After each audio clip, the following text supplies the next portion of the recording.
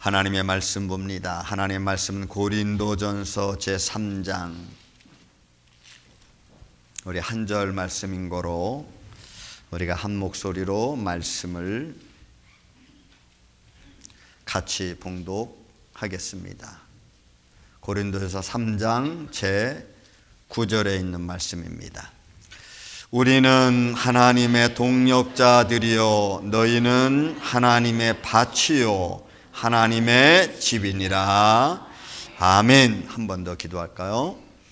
생명의 말씀을 주심을 감사합니다. 이 말씀을 가지고 시간 은혜를 나누고자 합니다.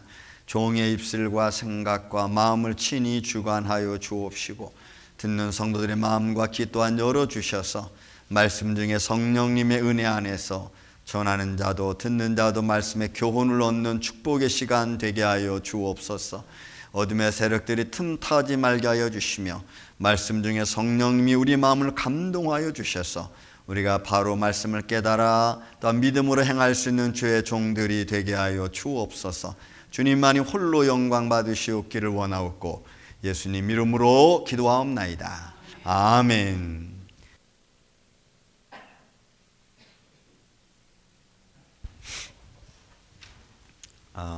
얼마 전에 기독교 기자 한 분이 조그만 짤 유튜브를 하나 보낸 걸 제가 시청을 하게 됐습니다. 거기에 제목을 번영 교회라고 하는 내용입니다. 번영을 기반으로 해서 교회가 이루어졌는데 번영을 이루고 성공의 교회를 이뤘다는 이런 의미가 10년, 20년이 흘러간 뒤에 그런 메가처치들이 거의가 다 축소가 된 상태를 보여주는 영상이었습니다.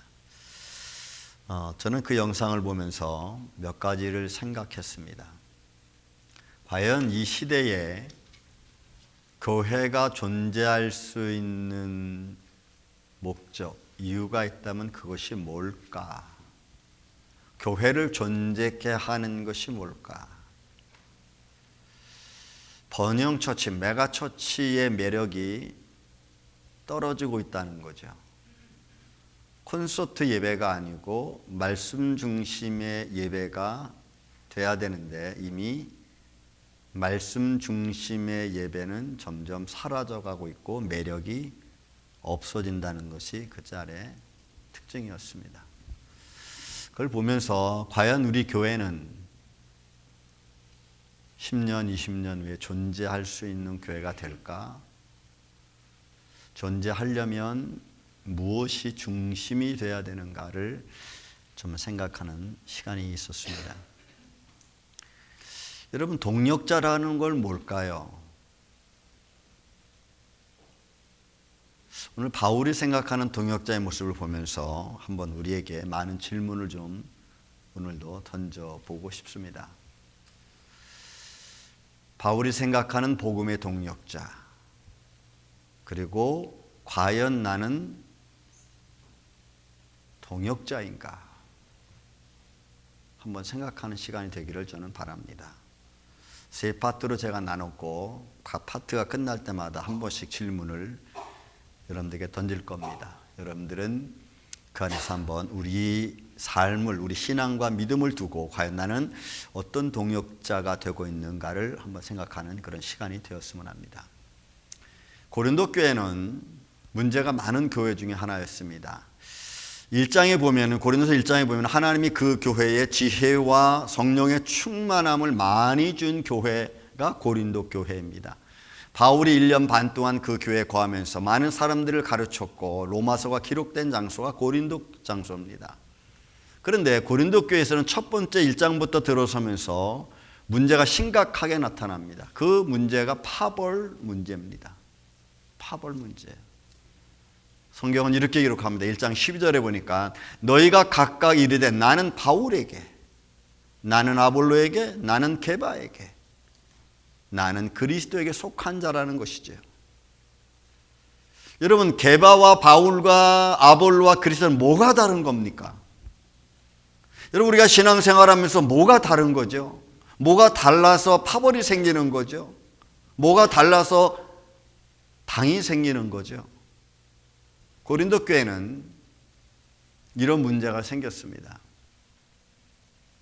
그래서 바울은 고린도 교회에게 아주 중요한 질문을 오늘 본문에 사실 던지고 있는 겁니다. 과연 바울이 전하는 사역자, 동역자의 의미는 뭘까? 본문의 말씀을 한 번 더 본다면 3장 5절에 이렇게 표현합니다. 주께서 각각 주신 대로 뭘 줬습니까? 하나님이 그들 개개인에게 준 달란트겠죠. 개개인에게 준 그 달란트, 그 주신 대로 너희로 하여금 믿게 한 사역자들이라는 거죠. 여러분, 이 사역자라고 하는 단어가 굉장히 중요해요. 디아코노스, 이 말이 그냥 하인, 집사, 아니면 주인의 명령에 순종하는 이런 의미가 갖고 있습니다. 그런데 이 사역자는 어디서 순종하느냐는 거죠. 같은 한 지역에서, 한 집에서 각자에게 맡겨진 그 위치에서 순종하는 거예요. 교회는 여러분 다 이렇게 위치가 있습니다. 내가 맡은 위치에서 하나님의 영광을 위해서 순종하는 거죠. 그리고 각자에게 주어진 일을 하는 겁니다. 그 위치에서 일을 하는 겁니다. 이게 여러분 사역자의 모습입니다. 세상에 넓은 공간을 두고 하는 말이 아니고 어느 한 공동체 안에서 하는 것을 말하고 있는 거죠. 그러니까 내게 맡겨진 일에 대하여 나에게 주어진 일에 의무감을 갖고 책임감을 갖고 하는 거예요. 그래서 의무감이 먼저입니다. 그리고 거기에 책임이 따라가는 거예요. 놀라운 것은 이 사역자에게 세상에 주는 힘이나 세상에 주는 권력이 주어지지 않았어요. 저는 우리 임마누엘 장로교회 안에서 저는 가르치는 위치입니다. 찬양하는 위치, 찬양단 위치, 성가대 위치, 장로님 위치, 안수 집사님 위치, 성도의 위치입니다. 그 위치에서 그냥 내가 하나님의 영광을 위해서 열심히 수고하는 거예요. 그 위치가 힘이나 권력을 가진 게 아니라는 거죠. 그러니 거기에는 합력하여 선을 이루는 겁니다. 그냥 열심히 수고하는 거예요. 그리고 수고한 것에 대한 우리가 서로 수고했으면 칭찬하는 겁니다. 이게 주인을 위하여 협력하는 것이 여러분 사역자의 모습입니다. 누가 잘나고 못나고 그런 거 없어요. 그냥 그 순간 그 위에 조금 다를 뿐입니다. 그 위치에서 하는 일이니까. 하지만 그 위치에 내려오면 다 똑같아. 오늘 본문의 말씀, 우리는 하나님의 동역자들이라.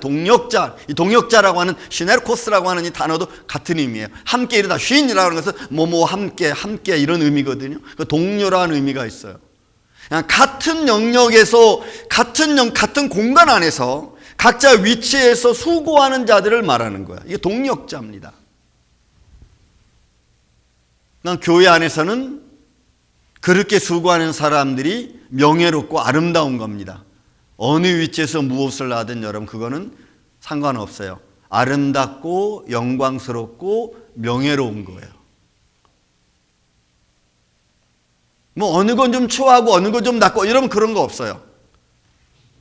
똑같이 우리는 다 하나님 안에서 같이 하는 일이거든요. 그래서 그 하는 일이 모든 성도에게 영광이 되는 거예요. 여러분 죄송하지만 식당에서 일한다고 해서 그분이 우리보다 낫습니까? 아니요, 그렇지 않아요. 그분도 모든 성도와 하나님 영광을 위해서 수고하고 애쓰는 겁니다. 그래서 그 일하는 위치에서 하는 모든 것들이 탁월하고 우월한 이런 것을 부여한 게 아니에요. 이게 여러분 사역자, 동역자의 위치입니다. 그러니 그렇게 동역하는 분들에게 우리는 감사합니다, 수고하셨습니다라고 우리가 그런 말을 던져주는 거예요. 이게 동역자의 모습입니다. 바울은 이 이야기를 하는 겁니다. 왜? 고린도 교회가 파벌 문제가 너무 심각하고 바울이 먼저니 게바가 먼저니 그리스도가 먼저니라고 하는 이런 문제를 두고 우리는 다 동역자다. 그리고 너희는 바치고 본문에 있는 말씀처럼 너희는 하나님의 집이다. 그러니 거기에 뭐가 더 잘났다고 이야기할 수 있겠어요? 그런 각자의 위치에서 복음을 위해서 바울은 동역자들을 소개하고 있습니다. 많은 사람들을 소개하고 있습니다. 제가 저기 좀 적어놨습니다만 이보다 더 많아요. 서신서에 보면은 특히 로마서 16장 이하의 말씀 보면은 많은 사람들을 바울을 소개해요. 다 수고하는 동역자들입니다. 그 중에 바나바라는 사람, 바울과 안디옥 교회에서 같이 수고한 사람 바나바, 복음으로 낳은 아들 디모데, 바울의 행적을 끊임없이 기록해 준 의원 누가, 2차 전도여행 길에 같이 갔던 실라, 바울과 실라 여러분 잘 알죠? 에베소 교회에 난동이 일어났을 때 바울을 지켜줬던 브리스길라와 아굴라, 겐그리아에서 있으면서 바울이 힘들고 어려울 때에 그의 보호자 역할을 담당했던 베베 등 많은 사람들이 다 똑같이 각자의 위치에서 수고하고 섬겨주고 그리고 그 안에서 서로 본이 되는 삶을 살아가는 거예요. 이게 여러분 동역자예요. 동역자. 우리는 근데 그 위치를 자꾸 어느 순간 잃어버리고 있어요. 그 중에 먼저 우리 바나바라는 이야기를 좀 보고 싶습니다. 바나바는 일꾼을 세우는 길에 앞장섰던 사람입니다. 바울을 복음 전하는 자로 앞장서서 그를 세워줬던 사람 중에 한 사람이 바나바입니다. 바나바는 초기 예루살렘 교회가 막 부흥하고 있었습니다. 십자가상에서 돌아가시고 삶에 부활하시고 승천하신 후에 마가의 다락방에 120문도의 성령이 임하고 그리고 그 일로 인하여 많은 기적과 표적을 사도들을 통하여 이루어질 때 예루살렘 교회가 막 부흥했어요. 막 부흥해가는 그 당시에 그 부흥하는 모습을 사도들이 보기에 너무 힘드니까 거기에 구제하는 사역을 맡겼습니다. 유대인과 헬라파 사람들에게 맡겼어요. 그래서 너희 중에 좀 성령과 지혜가 충만한 사람, 그런 칭찬을 받는 사람들 7을 택해라. 7을 택해서 구제 사역을 합니다. 그런 사람 중에 한 사람 여러분 스데반 너무 잘 아시죠? 스데반이 사도행전 7장 말씀을 전하다가 예루살렘 교회에서 돌에 맞아 죽습니다. 이 일로 말미암아 예루살렘 교회가 엄청난 환란에 휩쓸리게 됩니다. 그리고 예루살렘 교회가 흩어지는 겁니다. 각곳으로 흩어져요. 그 흩어진 지역 중에 하나가 베니게 구브로 안디옥이라는 곳에 흩어집니다. 그렇게 예루살렘 교회가 흩어져서 그래서 많이 모였던 곳 중에 한 곳이 여러분 안디옥이에요. 근데 안디옥에 그 예루살렘에서 흩어진 사람들이 모여서 예배를 드리다 보니까 헬라인들도 거기 오는 거예요. 헬라 사람들도 와서 복음을 듣는 거예요. 그런 이 헬라 사람들에게 복음을 전하기 위한 리더가 필요해. 그 리더가 필요하니까 예루살렘 교회에서 사람 보내달라고 이야기합니다. 그래서 예루살렘 교회가 안디옥으로 바나바를 그때 파송을 보냅니다. 바나바를. 근데 그 바나바는 어떤 사람이냐면 사도행전 11장 24절에 말합니다. 그는 착한 사람이다. 성령과 믿음이 충만한 사람이다. 그래서 그 사람에게 많은 사람들이 따라왔습니다. 그러니까 이 바나바가 예루살렘 교회에 있다가 안디옥에 이방인들도 복음을 듣는다는 말 듣고 거기에 파송받고 하나님 말씀을 가르치는 거예요. 그 가르치는 중에 그 가르치는 시간이 흘러 이렇게 시간이 스데반 집사님의 사건 이후에 사도행전 8장 9장에 걸쳐면서 바울의 일대가 잠깐 나옵니다. 바울이 다메섹에 그리스도인들을 잡으러 가다가 여러분 예수님 만나잖아요. 예수님을 만난 사건 이후로 지금 바울은 다메섹에서 도망 나와가지고 잠깐 동안 자기 고향 다소에 가서 머물러 있습니다. 그 머물러 있을 때에 안디옥 교회가 막 부흥하는 거예요. 예루살렘께서 흩어진 사람들이 모여서 막 부흥하고 헬라 사람들이 와서 복음을 듣고 그 안디옥에서 하나님의 일을 수고하던 바나바가 고향에 내려와서 잠깐 주춤하고 있는 사울이라고 하는 바울을 안디옥으로 끌고 옵니다. 데리고 옵니다. 데리고 와서 1년 동안 복음을 가르치고 복음의 동역자로 바나바가 바울을 세워주는. 여러분께서 어떤 사람이 또는 누군가가 우리의 믿음을 좀 리더 있게 좀 이렇게 잘 믿음의 길로 인도해 줄 수 있는 사람이라면 그리고 그렇게 세워줄 수 있는 사람이라면 여러분 그 사람은 정말 영광스러운 믿음의 참 좋은 리더가 아닐까 싶어요. 바나바가 그런 모습 중에 한 사람이었어요. 그렇게 안디옥 교회에서 전도자 파송을 또 보냅니다. 안디옥 교회가 막 부흥하고 바울과 바나바 때문에 교회가 막 성장해 갑니다. 성숙해져 가고 있는 때에 안디옥 교회에서는 전도 파송을 보냅니다. 그 파송 보낼 때에 바울과 바나바를 선별합니다. 그래서 바울과 바나바의 1차 전도 여행을 떠나게 되는 거예요. 바울과 바나바가 1차 전도 여행을 하면서 많은 기적과 표적을 이룹니다. 여러분, 이 기적과 표적은 하나의 퍼포먼스입니다. 정말 복음의 메시지가 메시지답게 만들기 위한 성령님의 아주 강력한 퍼포먼스예요. 그게 주가 아니고, 기적과 표적이 주가 아니고 그냥 퍼포먼스입니다. 하나님의 거룩한 영광과 하나님의 살아계심이 증거되어지는 현장 중에 하나가 여러분 기적과 표적이에요. 근데 바나바와 바울을 통해서 이런 기적과 표적이 일어나는 거예요.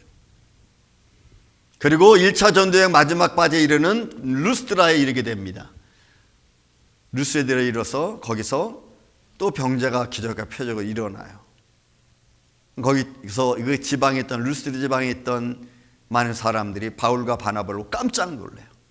왜요? 세상에서 없었던 기적과 표적이 말씀을 통하여 이루어지니까 이 루스드라 사람들이 바나바는 제우스라고 칭하고 바울은 그 중에서 말을 하니까 헤메레스라고 하는 칭호를 정합니다. 이 말을 듣고 바울과 바나바가 옷을 찢고 난리를 쳐. 우리는 똑같은 사람이다. 우린 신이 아니다. 그러니까 바나바가 하나님의 사람 바울을 불러서 하나님의 일꾼, 하나님의 복음 전자로 세우는 거예요. 일꾼으로 세우고 복음 전하로 전하는 자의 모습으로 바나바가 그를 계속해서 이렇게 밀어줘. 그러니까 하나님의 동력자, 복음을 전하는 동력자로 이끌어주는 거죠. 아마 바나바의 이런 추천이 없었다면은 물론 하나님이 바울을 쓰셨겠지만 그러나 일찍 나오진 아마 못했을 것 같아요. 여기서 우리는 질문 하나 던질 수 있습니다. 과연 나는 이웃의 믿음을 세워주는 동역자인가? 아니면 무너뜨리는 동역자인가? 여러분은 어느 동역자이십니까? 세워주는 동역자입니까? 무너뜨리는 동역자입니까?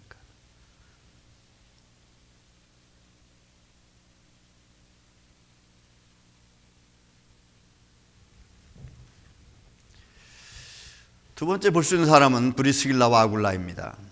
바울의 동역자. 이는 생명을 나눈 동역자입니다. 복음을 위해서 죽음의 길도 서슴지 않았던 동역자 중에 한 사람이 브리스길라와 아굴라입니다.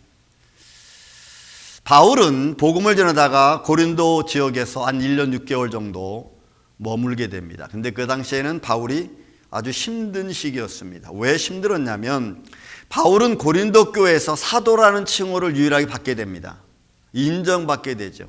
그런데 그 고린도 교회가 하나님의 지혜와 성령의 충만함을 받고 또 지혜가 아주 충만한 그런 지역 중에 하나였죠. 그런데 그런 지역에서 바울이 사도라고 하는 칭호 받는 것이 굉장히 어려웠어요. 왜냐하면 고린도 후서에 가면은 이 문제가 사도권에 관한 문제가 대두가 되기 때문에 그래요.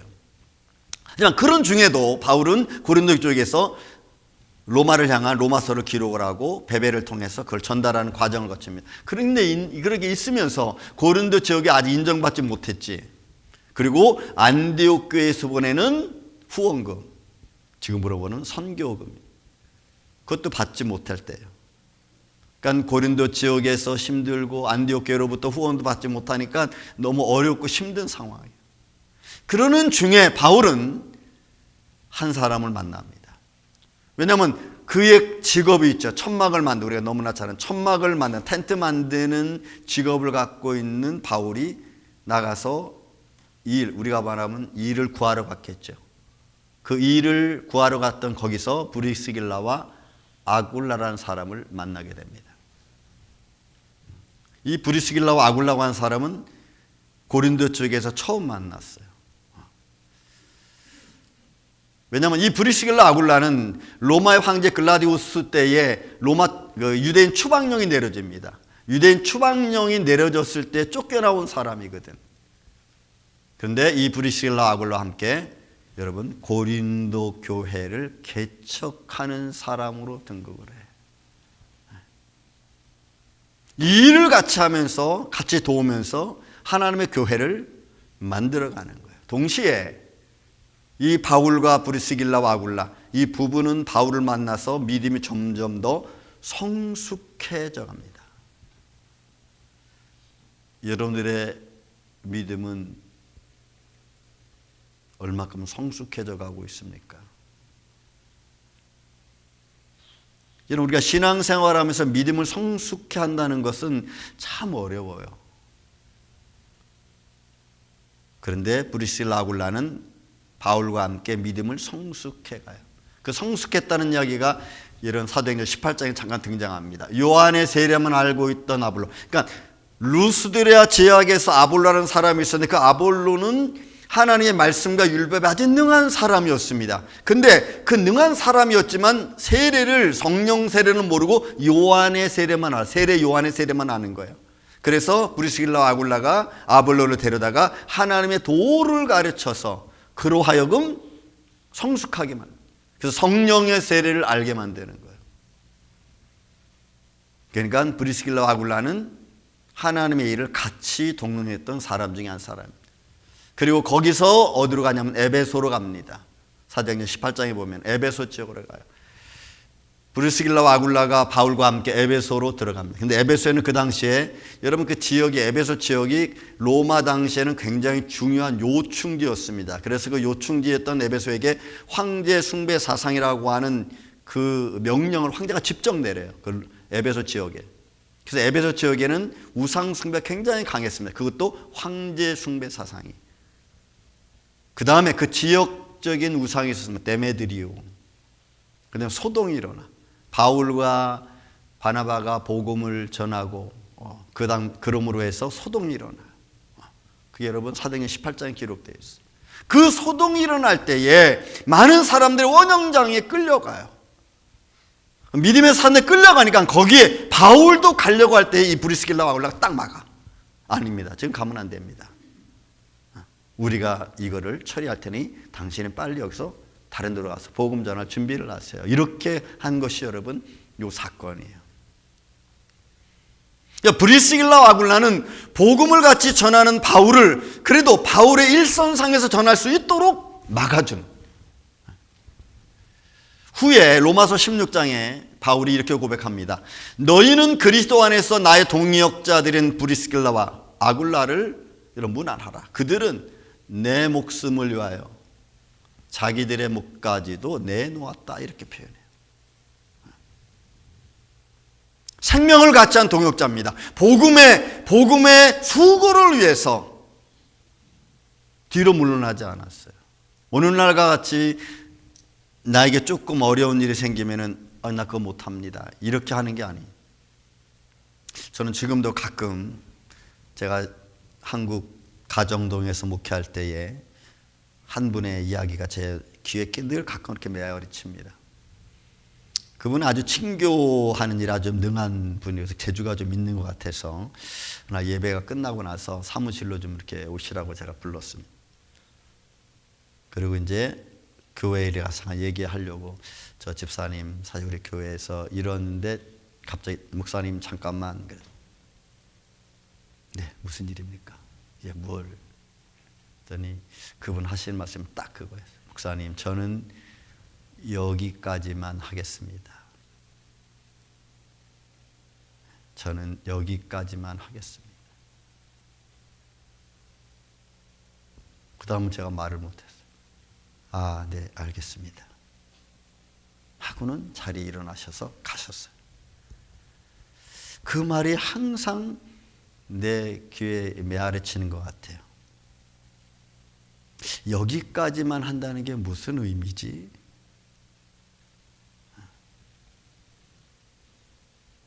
여러분, 우리는 그렇게 표현합니다. 목사님, 저는 여기까지만 하겠습니다.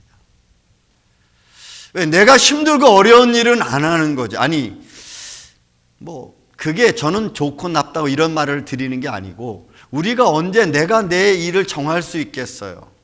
나를 쓰시는 이가 하나님이신데 내가 어떻게 나를 정할 수 있겠어요? 근데 우리는 그런 생각을 가지고 산다는 거죠.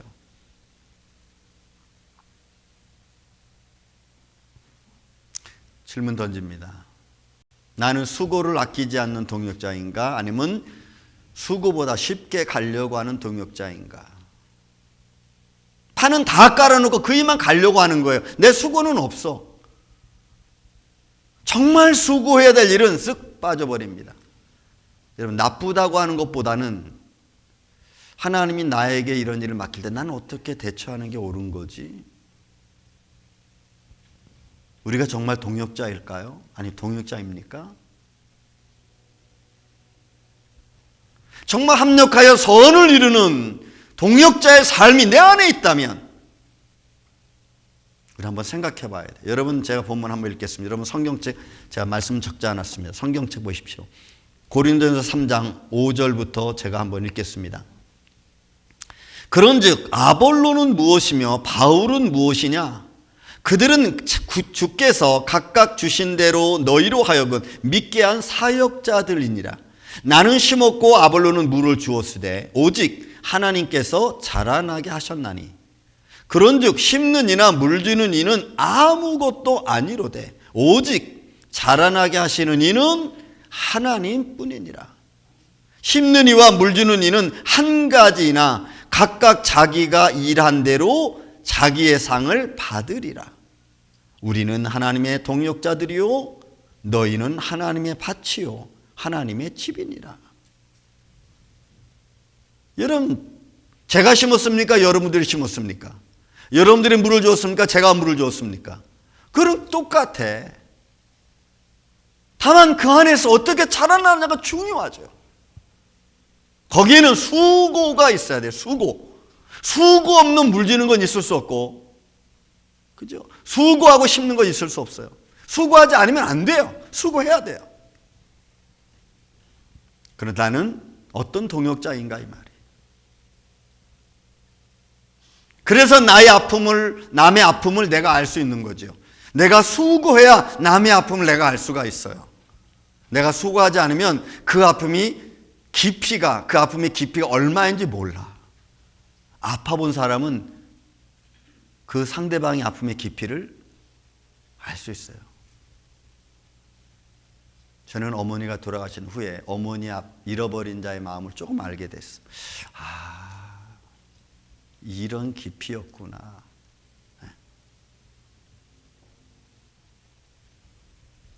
마지막으로 여러분, 디모데입니다. 믿음으로 아들 된 동역자입니다. 바울이 바나바와 함께 마지막으로 들린 곳이 루스드라와 더베라고 하는 지역입니다. 거기서 1차 전도여행을 이제 끝내고 2차 전도여행을 시작하려고 하는 그 당시입니다. 그래서 2차 전도여행 가려고 할 때 바나바와 바울은 갈라섭니다. 왜냐하면 그 전에 잠깐 중간에서 마가라고 하는 사람을 때문에 바울과 마가가 다투고, 그리고 바나바는 2차 전도여행 때 마가를 데리고 다른 곳으로 가고 바울은 실라를 데리고 2차 전도여행을 시작합니다. 그 시작할 무렵에 루스드라에 다시 들렸습니다. 그 루스드라에 들리니까 그 루스드라에서 칭찬받는 청년 디모데가 거기 있었어요.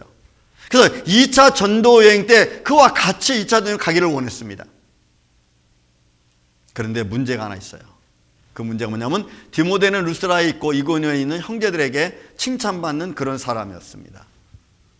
바울이 그를 데리고 떠나고자 할 때 그때 그 지역에 있는 유대인들로 말미암아 문제가 생겼어요. 왜냐하면 그의 어머니는 유대인이고 그의 아버지는 헬라인이었습니다. 그래서 그 문제가 뭐냐면 할례 문제였어요. 할례 받아야 한다고. 그것 때문에 먼저 같이 출발하지는 못했어. 후에 이제 동료가 하죠.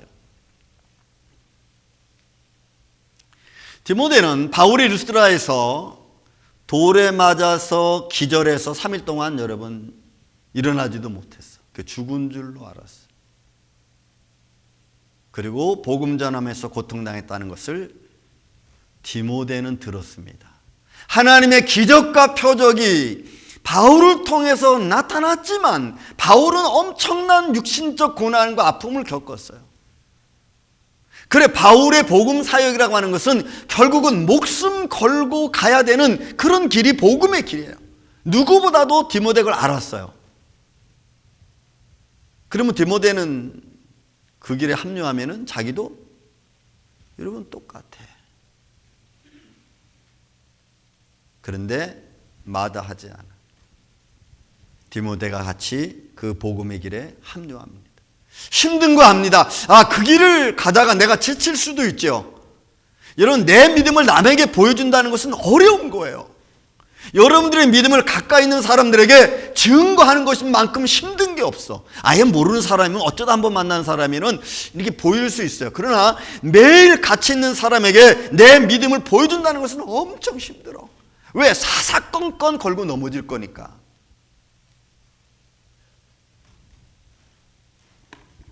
디모데는 알았어요. 그렇지만 거기에 합류합니다. 왜 합류하냐에 대해서는 우리가 세상에 있는 말로는 표현할 수가 없어요. 그건 그냥 믿음으로 합류해요. 믿음으로 복음의 동력자가 되는 거예요. 그 후에 디모데는 바울과 실라와 2차 전도여행을 같이 합류합니다. 그래서 고린도 지역에, 그리고 로마서 지역에 복음을 전하고 바울을 대신해서 복음의 사역지를 디모데가 나가요. 바울의 대리자로 나가는 거예요. 갈라디아 등하고 데살로니가, 빌립보 나가요. 근데 그 길이 쉽냐? 아니에요. 에베소 지역 같은 데는 엄청난 고난을 어린 디모데가 겪습니다. 청년 디모데가 겪어요. 그에게 바울은 계속해서 디모데 전후서를 통해서 위로해 줍니다.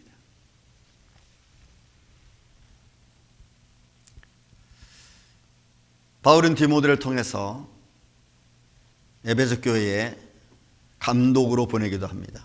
여러분, 어떤 사람이 나와 같이 복음의 일을 하는 데 있어서 그 사람이 지혜로움을 알고 믿음을 알고 누군가 어디론가의 리더자로 보낸다는 것도 이거 쉽지 않아요. 여러분, 교회에서 여러분들이 각자 위치에서 리더가 있잖아요. 리더 그룹이. 셀 리더 그룹이 있고, 뭐 직분에서 장로님 직분의 리더가 있고, 그 위치가 있잖아요. 그 위치를 감당하는 게 쉽지 않습니다. 왜냐하면 내가 보여주는 현장이기 때문에 그래요. 내가 보여주는 현장. 그래서 바울은 디모데 전후서를 통해서 참 목자의 모습이었던가를 쭉 보여주는 게 여러분 디모데 전후서야. 그래서 목회서신이라고 그러는 거예요. 목회서신. 목자는 어떻게 해야 되는지, 어떤 길을 가야 되는지, 어떤 생각을 해야 되는지, 어떤 믿음의 자세를 가져야 되는지. 그래서 바울과 디모데는 마치 사제지간, 어떤 관계에서는 그 사제지간의 관계를 뛰어넘어서 어떤 믿음의 동력자 관계예요. 나이가 많고 적음을 떠나서 복음 안에서는 동력자라고 하는 거죠. 근데 우리는 이게 잘 안 되죠. 나이가 많고 적으면 동력자라는 말보다는, 생각보다는 너 윗사람 아랫사람 이렇게 보는 거예요. 바울이 감옥에 있을 때도 디모데는 쫓아가서 바울과 함께 복음을 전합니다. 그리고 위로합니다. 그래서 바울은 디모데에게 이런 표현을 씁니다. 디모데전서 1장에 보면은 믿음 안에서 참 아들 된 디모데에게 내가 편지하노니. 참 아들 된 디모데에게. 세상이 아니고 믿음 안에서.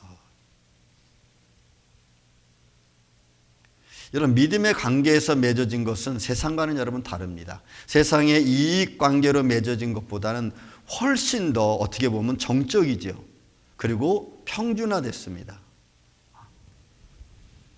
그런 아들에게, 그런 디모데에게 바울은 모든 걸 주고 싶은 거예요.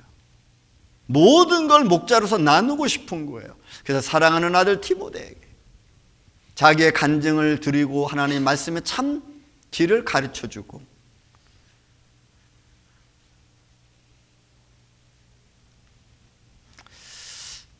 말씀을 좀 정리합시다. 이제 여러분은 누구의 동역자들이십니까?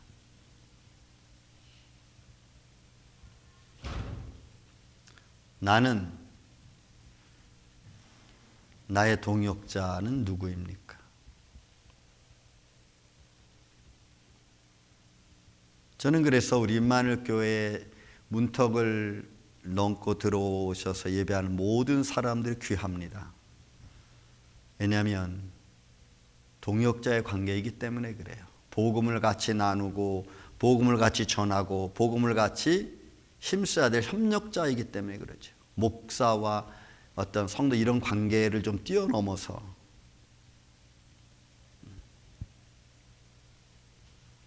여러분 스스로는 누구의 동역자입니까? 그리고 내가 동역자라고 느껴진다면 누구의 동역자이든지 아니면 누가 나의 동역자이든지 만약에 나 동역자라는 마음을 내가 가져지면은 내가 어떤 모습을 가져야 될 건가를 이제는 좀 생각을 해야 됩니다. 세워주는 동역자가 될 거냐, 생명을 같이 나눌 수 있는 동역자가 될 거냐, 복음 안에서 믿음 안에서 같이 형제지간에 날 수 있는 사제지간이 될 수 있는 동역자가 될 거냐. 그 안에서 동역자라면 우리가 무엇을 해야 되는지. 바울은 고린도 교인들에게 우리는 하나님의 동역자라고 표현합니다. 파벌의 문제가 아니고 너와 나의 문제가 아니고 같이 한 공간 안에서 하나님의 일을 하는 사람들. 저는 우리 임마누엘 교회가 2026년도 초두에 제가 말씀드렸습니다. 메가처치가 점점 작아져 가고 있는 교회입니다. 어느 한 메가처치는 18,000명이 됐던 사람이 여러분 800명 남았어요. 800명도 많은 거지만 19,000석이 800명으로 줄어들었어요. 교회는 점점 스몰화되고 있습니다. 교회가 존재할 수 있는 목적이 뭘까요? 어떤 모습이 교회가 가지고 있어야지 존재할 수 있을까요? 저는 우리 임마누엘 교회도 마찬가지입니다. 여러분들의 말씀 안에서 굳게 서 있지 않으면 교회 문 닫는 것은 하루아침입니다. 서로의 동역자가 되지 않으면 교회는 쉽게 무너집니다. 말씀이 살아있지 않으면 교회는 금방 쓰러집니다. 우리 임마누엘 교회가 마지막까지 말씀으로 잘 세워지는 교회가 되기를 예수님의 이름으로 축원을 드립니다. 사랑과 은혜가 많으신 아버지 하나님 감사합니다. 주님의 몸된 교회를 긍휼히 여겨주시옵고 교회는 하나님의 살아계심을 증거하는 교회 되게 하여 주옵소서. 아버지 모든 질병을 치료하는 예수의 이름을 치료하는 교회가 되게 하여 주시고 방황하는 자 방황 그치게 하는 교회가 되게 하여 주시고 또한 이리저리 쓰러지는 자 주님 제 앞에 바로 잡아줄 수 있는 교회 되게 하여 주옵소서. 동역자의 모습으로 살아가는 교회 되게 하여 주시옵기를 원하오며 사랑이 많으신 예수님의 이름으로 기도하옵나이다. 아멘.